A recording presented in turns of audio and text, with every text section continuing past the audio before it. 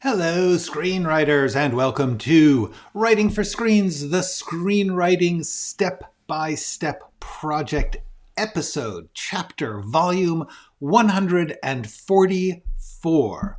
My name is Glenn Gers, and I come to you every Monday through Friday, if I can make it, at 3 p.m. Pacific Standard Time. I am coming here to let you look over my shoulder, share my screen as I write a script. I am doing this to demystify the process of script writing, because most screenwriting classes and videos and lessons, they all seem to be based on the form of the script, on the result of the best script. But nobody's talking about how you actually do the process of writing a script, good, bad, or indifferent. The number one problem with scripts is not existing. If you can't get it written in the page, it can't be good. So therefore, I am letting you walk through it with me in case that is helpful when you are facing the blank page. You can look at the things I've done, little tricks and systems and methods, and just the experience of it, line by line, scene by scene, so that you can take what works for you, throw out what doesn't. Everyone is different. You will not do exactly what I do because you are not exactly me. Everyone works their own way. Every project requires a slightly different way of working. That's all okay. That's part of it. You don't have to do all of this. It's not like this is the surefire winner way. It's just something that might help, that I figured out, taught myself in a 25-year career writing movies and TV. Here in Hollywood, California. I'm not actually in Hollywood. I'm in Los Angeles. You don't have to watch all of these. Just watch the one. There's too many. Don't spend 144 hours.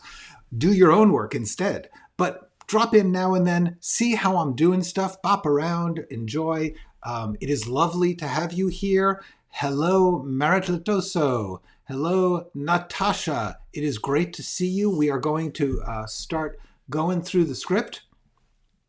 But that's the story. That's what we do here. For those of you who are just coming the first time, welcome. And that is why I do that little boilerplate intro. Boilerplate being a legal term, meaning it's just the basic stuff that you have to say every time. Here we go with the script. And good evening, Tavana. How is Norway? It is so cool. We got people from all over the world watching this, and that is just cool. So what I'm doing right now is just cutting. We've got down to 84 pages, started at 96, so I've got 12 pages, which is nice. And the goal is 60. I don't think I'll get all the way to 60 right now, but down the line I will.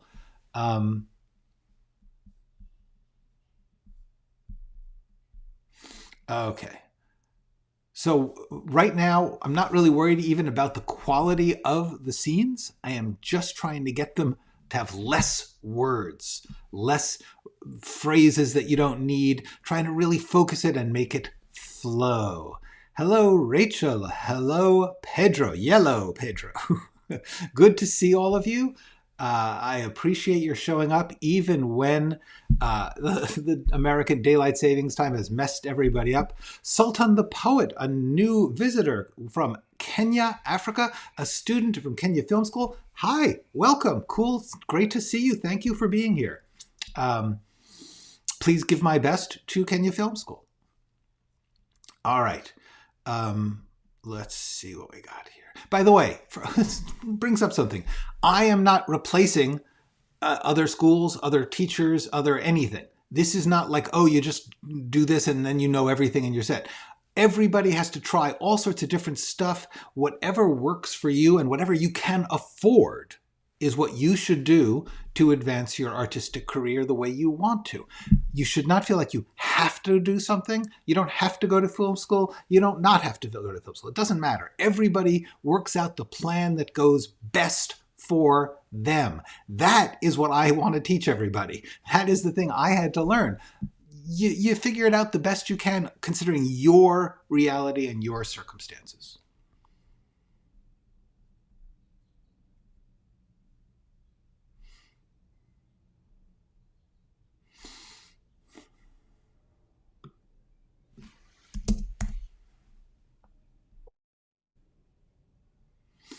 All right. So now I'm just cutting. Just cutting. Hi, Gene. Oh, you know what? I may be irreplaceable, but that does not mean that I need to be around. How's that? You know, you can do this without me at this point.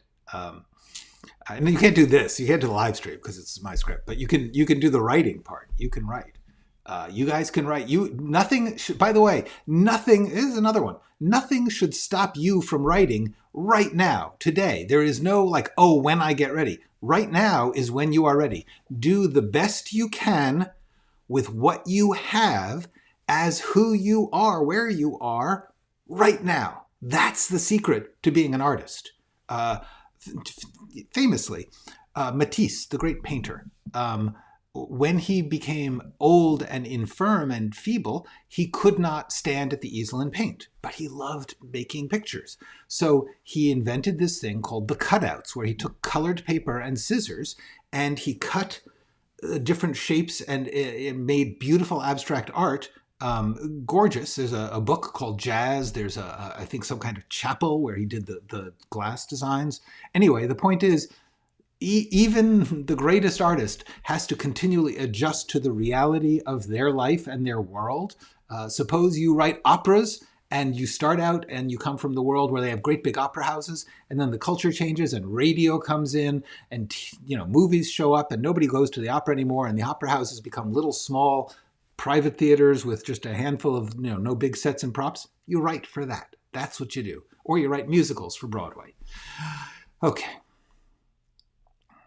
I'd say film school is paramount to obtain contacts in the industry in my country. That is possible. I do not know how it is in other countries. I can tell you that in the USA, it's okay. It's not required. It is absolutely not required. To tell you the truth, there are now so many film schools in the USA that while it's nice, it doesn't guarantee you a way in. It offers you an open door, and that's nice, but that door, there's a lot of people crowding into that door, and not everyone's going to get through. Learn your own working system. Where if you're in Kenya or if you're in Portugal or you're in Brazil, wherever you are, there's an industry where they're making stuff, and this I just keep talking. This is the really cool thing, and this never happened before. If your film industry will not let you make films, which often happens, film industries are very closed and competitive, and film industries are really focused on how they can make the biggest splash for themselves, and they only look at you as whether or not you can help them do that. And sometimes they think you can, and sometimes they can't. They think you can't, and that really has nothing to do with whether you can or can't. It's just their illusions. However, you don't need them anymore. You can make a film by yourself and put it on the internet, and you can keep doing that, and maybe you will not be invited to the big theaters of your country or onto Netflix, but you might. You just don't know. And the main thing is you might build yourself a small audience, especially if you get a small specific audience. If you are doing something set in a certain world, the people in that world want to see it. The people in Kenya and Portugal want to see more stories about life in Kenya and Portugal. And Netflix is always looking for stuff from other places because they don't want to just be Americans spewing stuff out. They're a global company. Although I got to say, at this point, Netflix, Amazon, they're countries. Anyway, my point is, do not let the industry or the film schools or anything else tell you what you can and cannot do as far as your creative work. You can do creative work without them, which is new. Used to be for about 100 years, it was really hard to make films without the business behind you. Now it's really easy. The hard thing is getting people to watch them. But that's the hard thing. That's part of it. Lower your expectations on that one. If you get 100 people to watch your thing, if you get into a film festival and you get 30 people in the audience, good, you win. That's great. Okay. Warming up nicely in Norway. Neat. And yes, thank you. We are getting, when I stop lecturing, I do actually get stuff. How can you talk a complete hour every day without a glass of water? That is a good question, and I don't know. Probably, actually, it's really hot and dry today, and I may actually take a swig out of my water bottle. And honestly, my water bottle is not too visually attractive. It's just a plain old plastic water bottle. So in the future, I will get a cool looking glass, and I will use that. In Portugal, the main focus is on soap operas. That's so cool. Miniseries showing up here there, but things are starting to change. Next. I have to tell you, I think soap operas are kind of cool. I think soap operas are an underdeveloped art form, and people should get into soap operas and make their own. There's a thing called Mumblecore in America about 20 years ago, when digital video became really easy to get and operate. A bunch of filmmakers, they were called Mumblecore. I'm going to type that out for you. You should look it up. Hang on. Boop. Boop. Check that out. Go to Wikipedia and look up Mumblecore and see the list of artists and watch some of their stuff. The point of Mumblecore was to say it's sort of like street theater. It's film done cheap, film done casually, film done without the big picture, the giant graphics and the big movie stars. It was like, what about stuff that just uses real life, everyday life, and characters and people and language and filmmaking that you can do? I would love to see soap operas done like that. I would love to. I think that would be amazing. I think that soap operas might be the next big thing that is going to be discovered, because streaming would love soap operas, and streaming. It's a tricky thing. I think that doing little soap operas, little offbeat, individual, using your talent soap operas, I'm in favor. Anyway, it's time for me to write, or de-write, cut.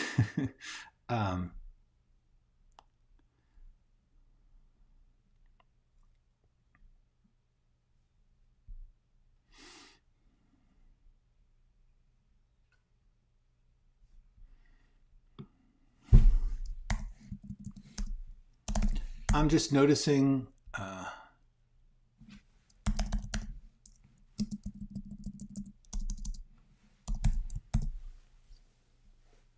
there we go. The reason I did that is because we had too many. Billy does this, Billy does this, Billy da da da da da da. So I changed the sentence structure. It is really important to not have the same sentence structure over and over, and I just noticed that. So that wasn't technically a cut, but watching him go, regretful. Okay.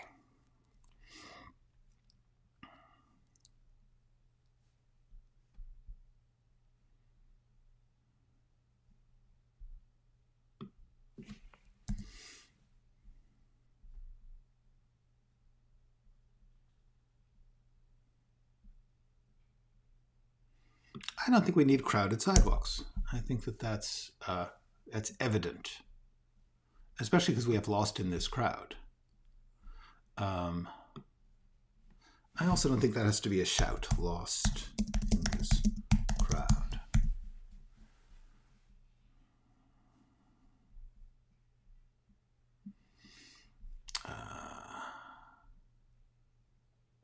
That would be cool.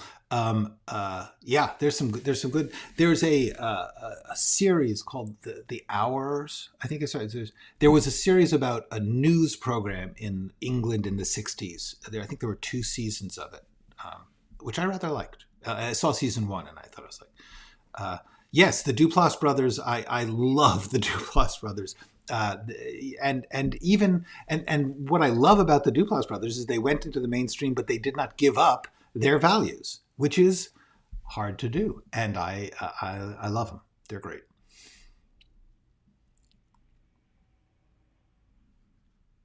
Okay, here's an interesting thing. See these 2 scenes? We don't need both of them. We just need to see him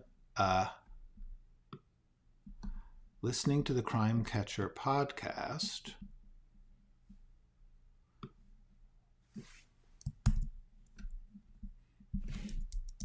Because the point of this was to show McLean in his everyday life, in his smallness. And so what I'm going to do is take this out. But I like this description, and honestly, it should have come way earlier. So I'm going to take a second to find where we first meet McLean. Okay, what you do is you do a search, find next, get all the way till it says, can we go from the beginning? Yeah, can we be at the beginning? Yes. And now we see the,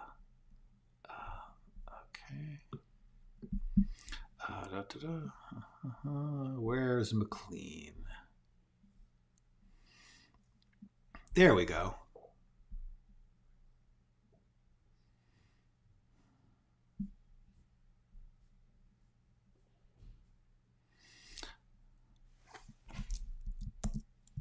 I'm just going to leave that there. Oh, wait, no, I still need that. Billy. There's Billy. Okay, now we're back to the scene that we were in. This is why we use computers.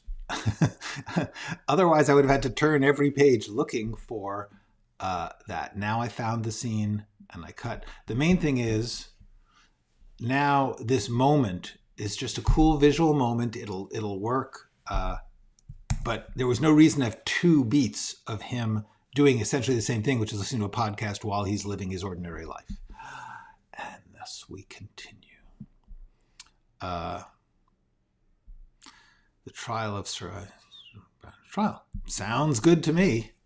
I like that. I also admire. First of all, I admire just how hard and how hard you work and how productive you are. Natasha is an example to everyone. The best thing you can do as a writer is write stuff. Write lots of stuff. Write as much stuff as you can get out of you in a healthy way, because you never know. You never know what you're going to learn from it. You never know who's going to like what. That's the best thing. Just write a bunch of stuff. Natasha, are you in the UK? Because I didn't know you were. And if not, even more kudos for writing about the 1960s trial of Sir Ivan Sturgis set in a country you don't live in.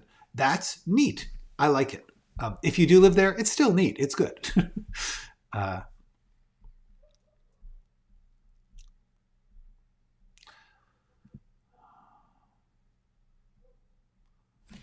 Attends. Try and get rid of passive verbs. Is attending.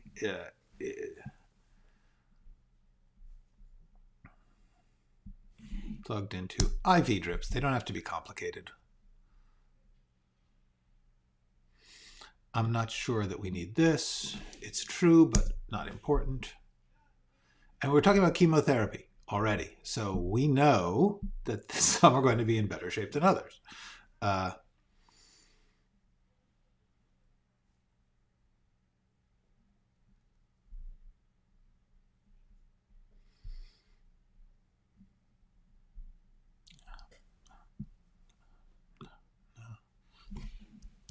No, I'm taking a break from all that right now. Oh, you liked it so much. That was all I knew about you. Shirley Holmes, nurse detective. Shrimpton winces a bit. Nice. This is good. This is a good scene, actually. Some people get too involved. This is a good scene. Ooh, drama?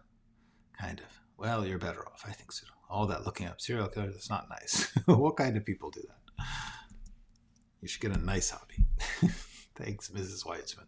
That was a good scene.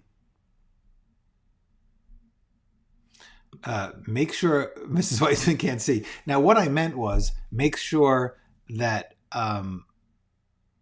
Weitzman can't see that she is taken aback. But frankly, what does that matter? Why are we wasting a whole sentence on it? Especially because it makes it sound like she's trying to blind Mrs. Weitzman, which is not what we mean. Puts on a smile. There we go. See, what we're doing is as we cut, we focus, we clarify, we dramatize. Okay, she doesn't have to be nurse Shrimpton every time.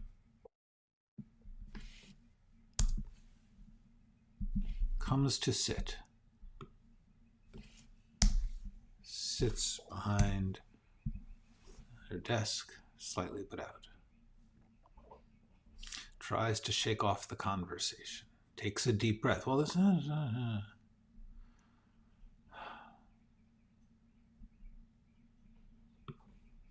I'm trying to say, I kind of like that.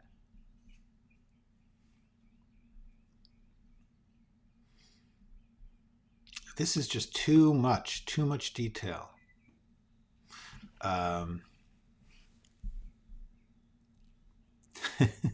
Okay, sorry, we're going to check in on Natasha here. Do not reside in the UK. Always had an obsession with the two. Me too. When I was a kid, it was all Britain all the time. Boyfriend was Welsh. Ex was Scotsman. Yes, that's true. When I was a kid, I really loved, first of all, I really loved like Sherlock Holmes and Agatha Christie. So that was a big thing. But also, there was a novel called Wolves of Willoughby Chase. When I was a child, Wolves of Willoughby Chase knocked me out. And there was actually 5 sequels to it by a British author named Joan Aiken. And I just wanted to be there. Also, Tolkien, he may have been Middle Earth, but Middle Earth was England. Don't kid yourself. Anyway, so Muse is a British man. Okay, cool. Whatever, well, you know, we don't choose our muse. That's a good one. We don't choose our muse. You know what? I'm going to write that down. We don't choose our muse. Hang on a second. I'm writing this down in a bit of other software. We don't choose our muse. That's damn straight. Okay. Okay, back to work. Shrimpson sits.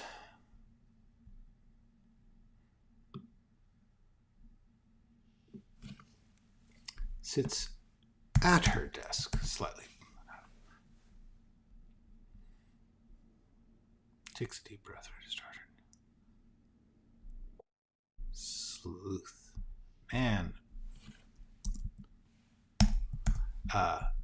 Final drafts spell check sucks. And I apologize. Maybe I just don't know how to use it properly. But it never seems to offer me choices on pretty obvious words. And I like Final Draft. I think Final Draft is great. And for all I know, it's my computer's settings or something, what dictionary it's leading to.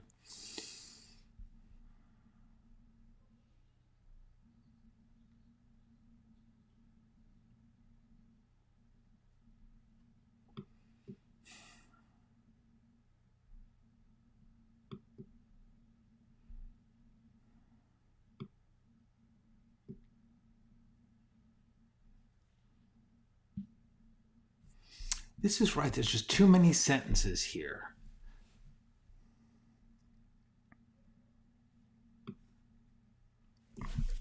There we go. That's better. Yeah, wasn't Wolves of Willoughby Chase great? I loved that book. Plus the illustrations were amazing.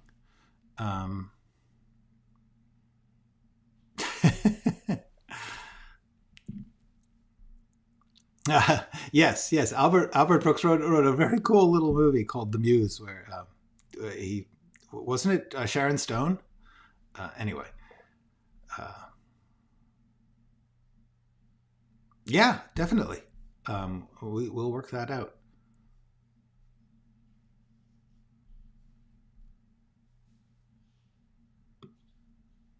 You know what? It's obvious if she thinks again if she opens the doctor's.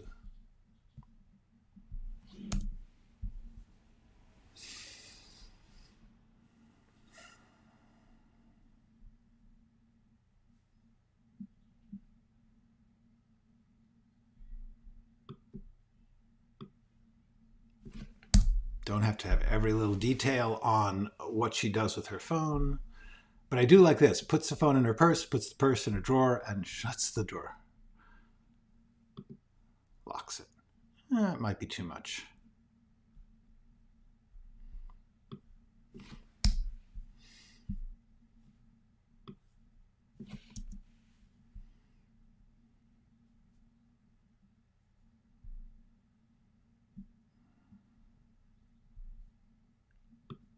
Don't need edgy.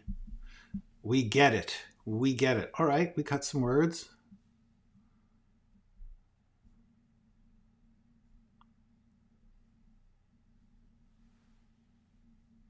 What is about to sign in is obvious.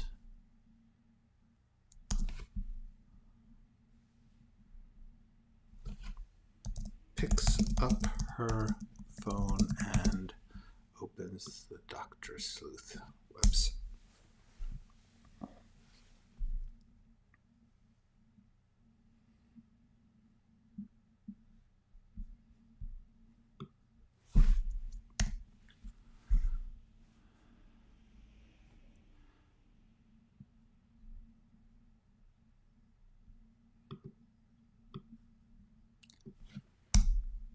Look at that. Got rid of some words. She obviously opens it if she tries to focus on those. Good, good. That's a little more readable. All right. How are we doing? You guys doing good? We having a good time? All right. I am actually because I am actually these read better than they used to.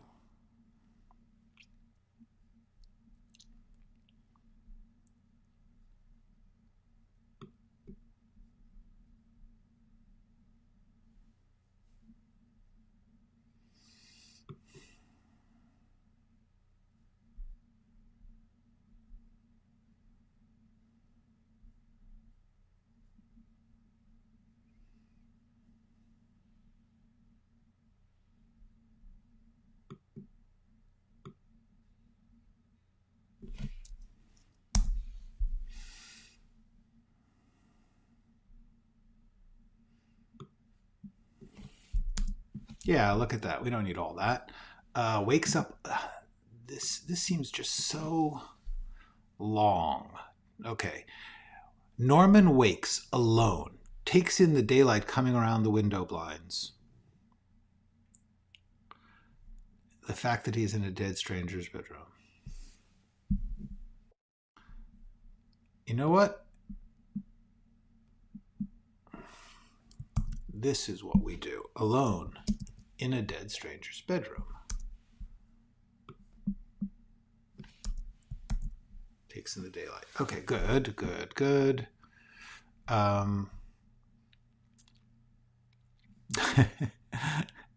It's pathetic that I would ask for reassurance, but you never know. I mean, it's like I can't feel the crowd. I'm not in a room with you guys.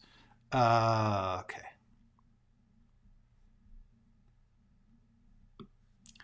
Don't even takes in. Wakes alone in a dead stranger's bedroom. Daylight coming.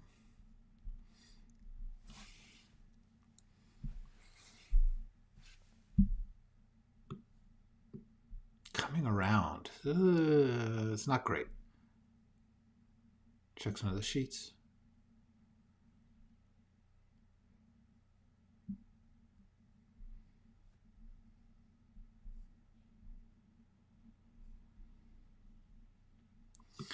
This. What I'm pointing out is that I don't want people to be thinking, oh my gosh, we're going to see this actor naked.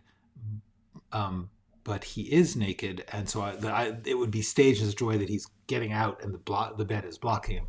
I think that's okay, but I'm going to leave it in italics.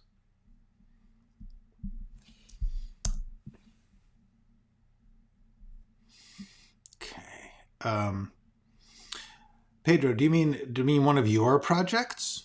Depending on how long the description is, yeah, maybe. Chatty crew. Well, you are a chatty crew. Sometimes you're more chatty than others, and I actually appreciate that I know you guys are actually watching me do this, and it's actually going well.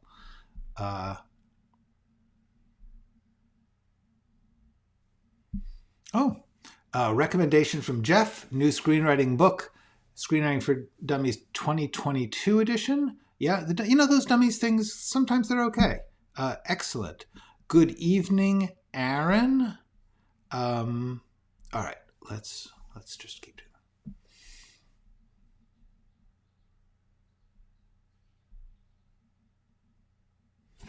Do I need hastily?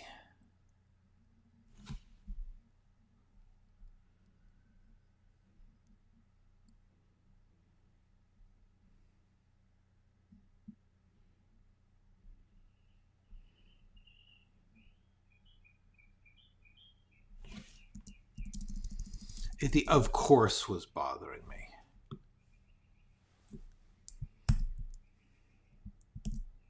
There we go.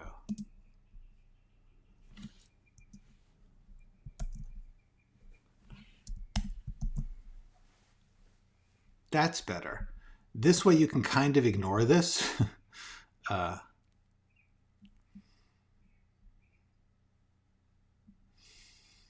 Okay.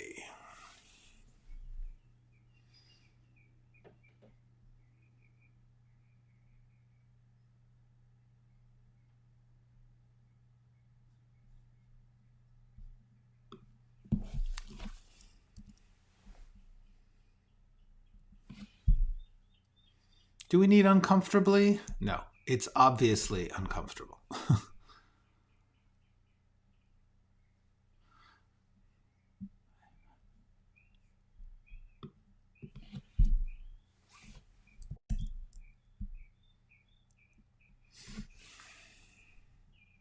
I don't think I need that at all. I was going to say, does the beat go here? And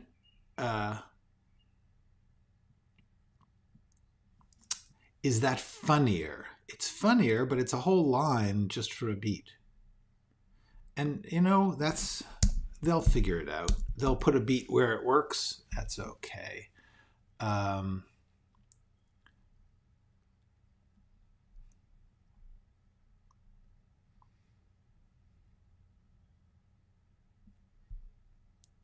Doesn't start to back out. He backs out.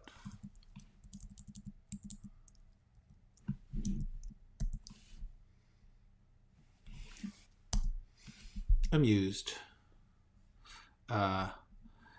Okay. Aaron had a question. Were there times during this project where you had to make changes to your outline because a character drastically surprised you? And how do you adapt to their actions and whatnot? This is an interesting question, Aaron. Does a character surprise me and come? I would say I don't really get that feeling of like, oh, they're doing things without me. It's more like, oh, I see them differently. It's still me. I'm making these people up. I don't really operate in the sense that like, oh, the characters are talking to me. I know that to talk about the muse, there are invisible, unconscious, mystical forces putting creative stuff in my head. That is true. No one knows where stuff comes from creatively. However, I don't actually believe the characters are doing it. I believe that the artist's process, the artist's magic mystery does it. I don't actually think that there's stuff out there that's coming at you. Although that is often the feeling. And let's talk about this for a second. Creativity is the thing we all know about creativity is that it's mysterious. We don't actually know how it works. Creativity in any form, scientific creativity, mathematical creativity, political creativity, and there is such for all that because things are being created, invented, made in all those forms. It basically follows the same pattern, which is that to a certain extent, you're working from the forms that you know. In other words, having seen 1,000 movies, at least, I started to write movies because I liked movies and they went into my head as, oh, this is how movies work. And we tend to gravitate towards forms we like as audiences. That plus, so all those influences are gathered in your head and then you start to make up new ones within that formula, that form. However, you're also bringing in other things. You might be bringing in your personal relationships or your personal experience. If you don't come from the world that those movies are about, you tend to kind of blur them. Or sometimes you just want to deeply escape into them, but then you're still bringing your stuff into it.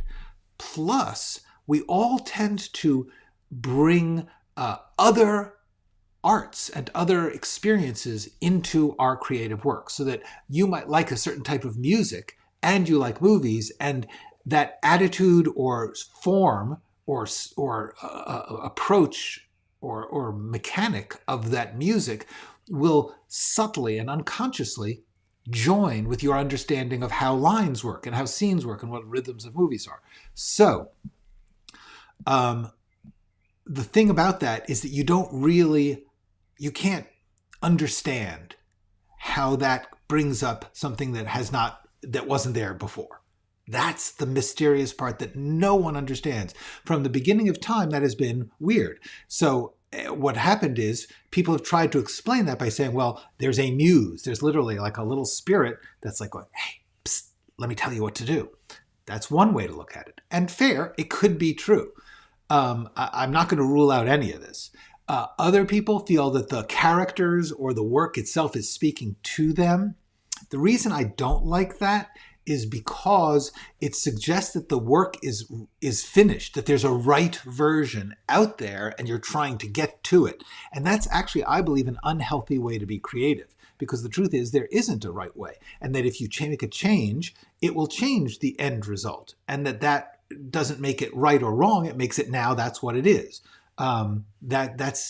That's how I believe how art actually works. And the more that you feel comfortable with that, the more you stop beating yourself up that you're not getting it right. And the more that you recognize everything is a choice and every choice has a price. So if you do one thing, it means you're not doing the other thing. That's why I don't like the characters are talking to me thing, because the characters don't know what they're doing. You're deciding. You are choosing.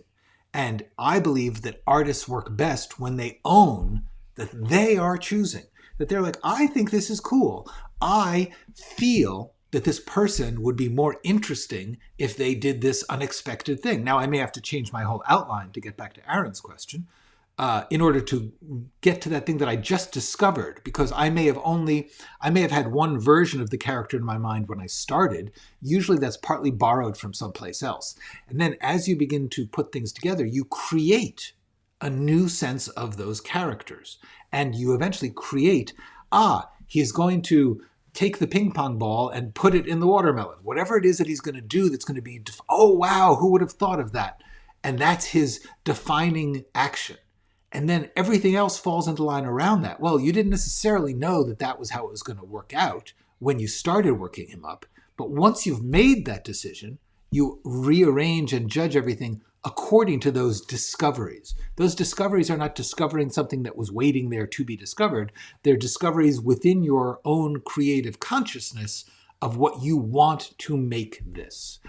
And in that spirit, I am going to say, everything is a choice, and every choice has a price. And that's okay. That's what being an artist is. Writing is making choices. Being an artist is saying, I do this and not that. This person is going to, get the reward, or this person is not. I'm choosing that.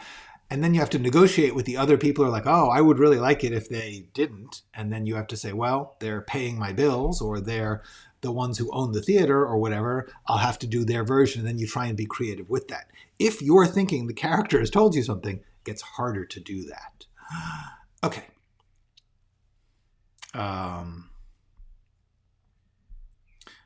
Beat. I'm going to do a beat again. I'll get to beat. A beat has come up a lot. It comes from your brain partly. There's other parts to our creative stuff than our brain. There's our culture and our I'm not sure that everything is brain. There's actually, I was just listening to a fascinating podcast I'm going to refer to at some point.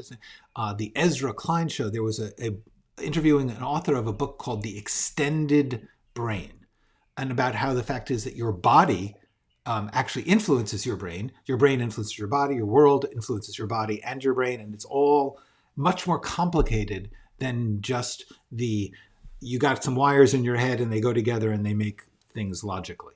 I believe there is some mysterious action happening there.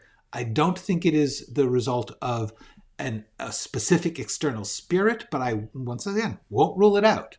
But what I will say is your brain is part of the operating business, but there's stuff going on there that's not pure brain.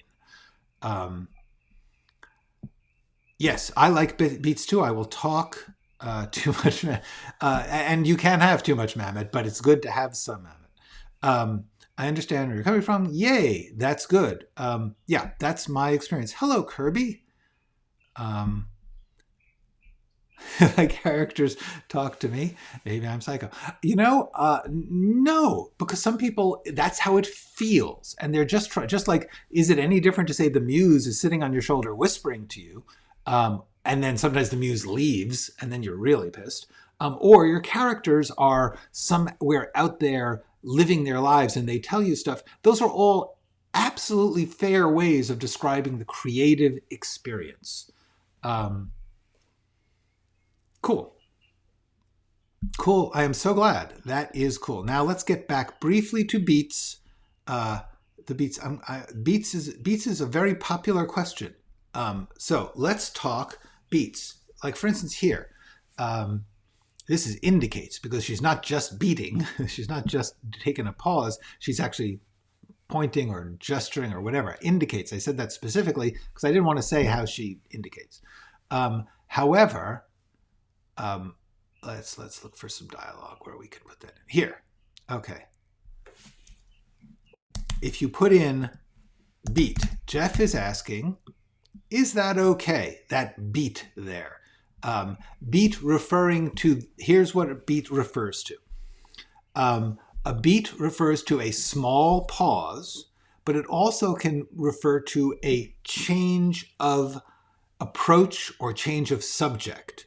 And all of those things are combined into the concept of the beat. However, is that the proper definition of the word beat? No. I like it. It's something that is common in screen and stage writing so that most people will recognize it. Some people don't like it. Honestly, and this is a real, I feel strongly about this. Anyone who gets really rigorously, crazily absolute over format stuff, like no, don't use beats or don't use dashes or do use this or that, they're getting overly excited over something that's just flexible. It just doesn't matter.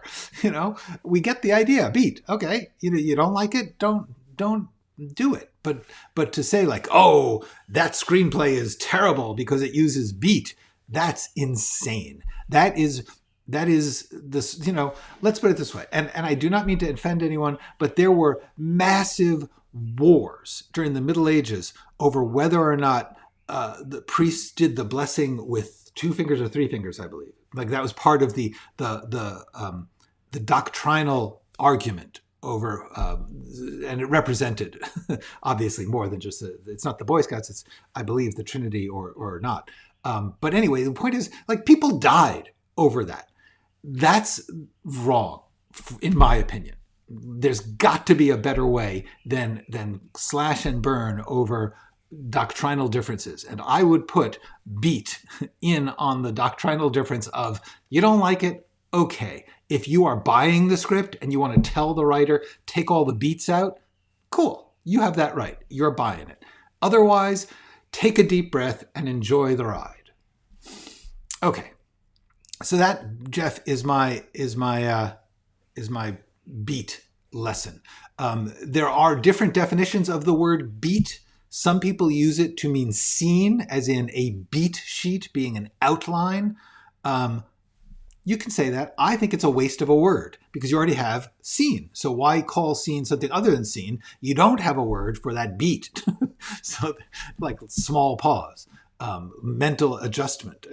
Beat is nice. It lets everyone imagine it their own way. The other thing that I use beat for personally is within a scene, there are micro scenes. There are motions where someone will say, like at the beginning of this scene, she is just making conversation with Mrs. Weitzman on the screen, if you're not looking at there.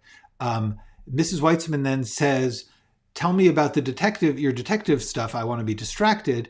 And Shrimpton says, oh, I'm taking a break now. Now, that's the end of a beat, because for the beginning of that beat, they are making conversation. And now Mrs. Weitzman is hearing disturbing news, and she begins to discuss that. So it's a slight change of the activity of the scene. And now Miss Shrimpton is trying to avoid getting into it. That's all of her lines are a particular motion in the scene of, I don't really want to talk about this. And Mrs. Weitzman is like, ooh, let's get into this, a gossip. And then there's a last beat where all of a sudden Mrs. Weitzman turns on it. And it's like, well, that's good because, it's a sucky thing to do. So that's 3 beats in the scene to me. The subsection of the scene, which is defined by a character's action. I like to call that a beat because I like to conceive of the scene that way, to say, something just changed. Something shifted in the motion and the action of this scene.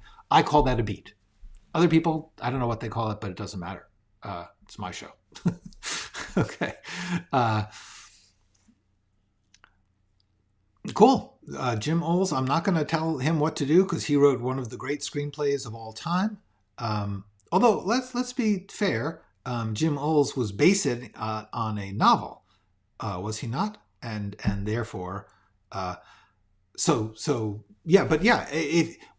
you have a method that helps you to write, great. If doing interviews with the characters does not make you write a scene where those characters take an action, I begin to worry that you're just kind of spinning your wheels. Sometimes spinning your wheels is a worthwhile thing to do. I'm not going to say don't do it. I'm saying beware doing it instead of the main work of writing. So interviews, character biographies, all sorts of exercises that people give you. If you are not of a mind to think about characters, those are great exercises. Do them, but do them recognizing that they are like improvs. You don't want to just write an improv and type it up and say that's done. The purpose of an exercise is to open up a process in your writing to get you to write the scenes and the characters and the dialogue.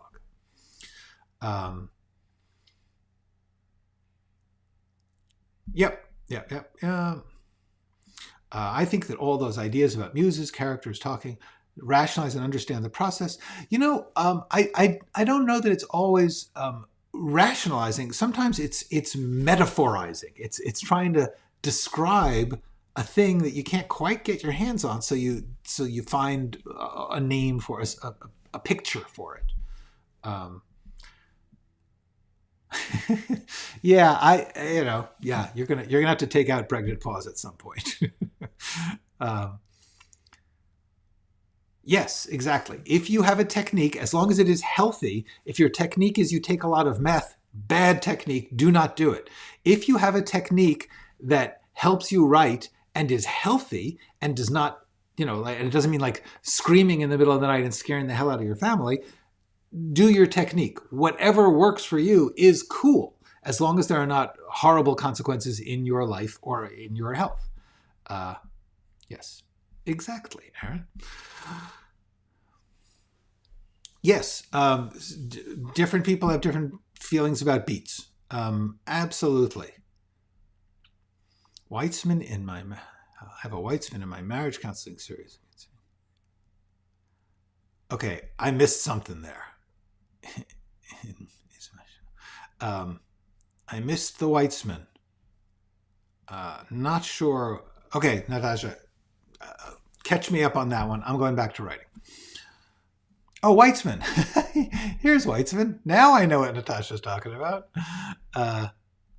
And cool. I don't actually know what Amazon Vela is. So I will look into that. But I love that you're thinking about these things, different ways to do things. That's cool. All right. So let's get back down to where we were. Backs out of the room. Obviously backs out of the room. There we go. Look at that.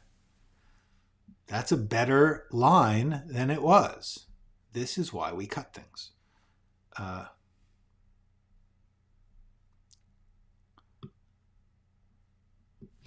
buttoning his shirt. We don't need, obviously he's dressed, he's got his shirt.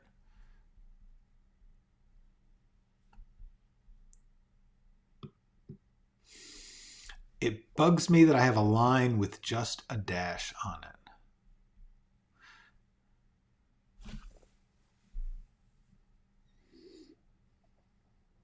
I'm just trying to think if there's any, this is just a dumb thing. You know, for the moment, I'm just going to cut that. It just bothered me.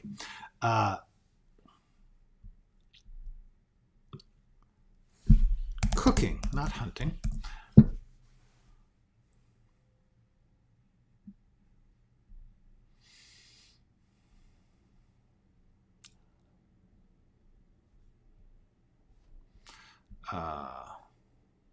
Right, yeah. I caught up on the Weitzman. My Weitzman is a patient. I don't want to put you out.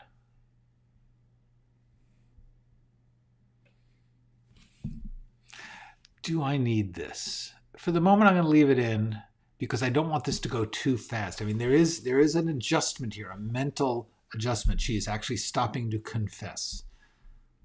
I'm out. I'm already out. I'm already out. I'm way out here. Might as well.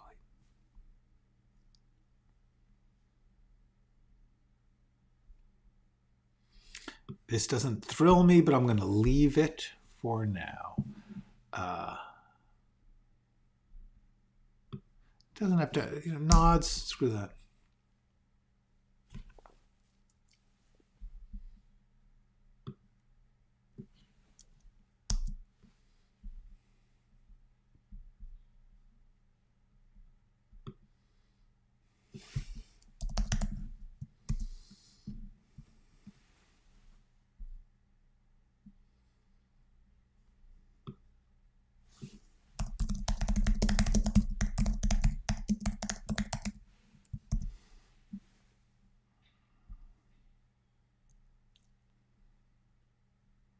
Shouldn't, but I do. Okay, let's see. Because I know how to cook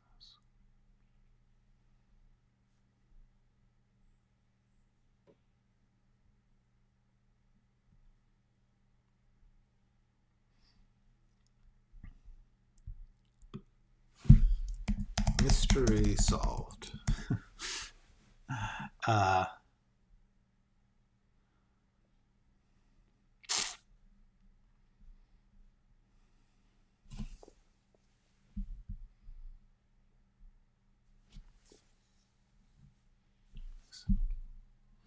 Because I'm making eggs.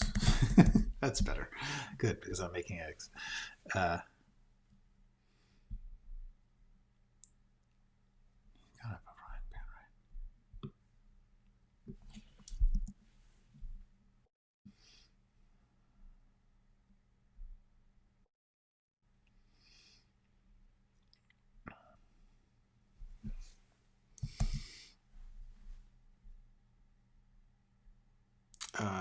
okay, let's take a second here because got some questions going on.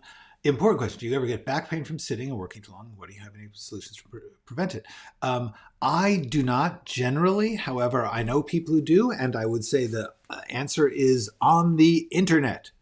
There's going to be tons of stuff out there. Try not to look for sources which are selling you services or selling you products, but within the rest of it, you're going to find tons of stuff about exercises to do. The main thing, from what I understand, is A, position all your stuff so that you are in good posture. Like I personally am currently working a little low, partly because when I put my computer higher, which keeps me straighter up, my zoom camera, which is not the one I'm using here, but the one that's built into the thing, is too high, and I look terrible. So I put my computer back down on the desk. The main thing is get up, move around. Don't sit too long.